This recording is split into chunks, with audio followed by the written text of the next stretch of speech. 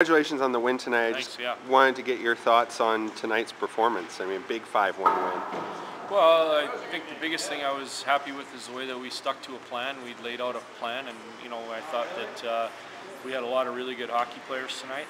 I think that Chris Whitley made some key saves in the first period that allowed us to kind of get ourselves going a little bit, and I thought beyond that we executed really well. Exactly. You mentioned Chris Whitley's play, 18 saves in that first period.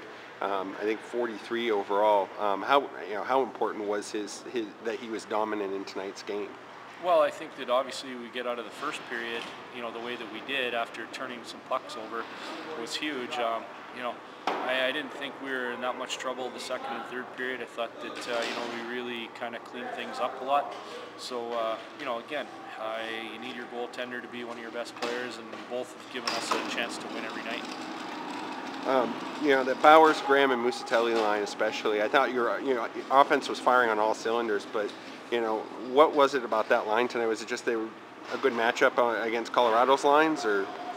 Well, I mean, I think that those guys have really got a lot of good chemistry. They've done really well. If I look at one of the keys tonight, I think it was the supporting cast. I think we got some really good use out of a Nathan Onabagon and a Billy Lupe and Colton Yellowhorn, and those kinds of players really stepped up.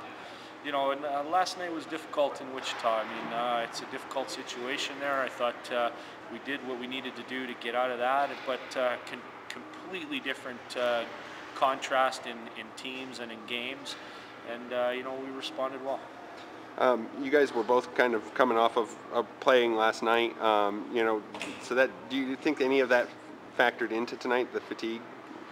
I don't know if that was really that much of a question. I mean, I think it's two good hockey teams.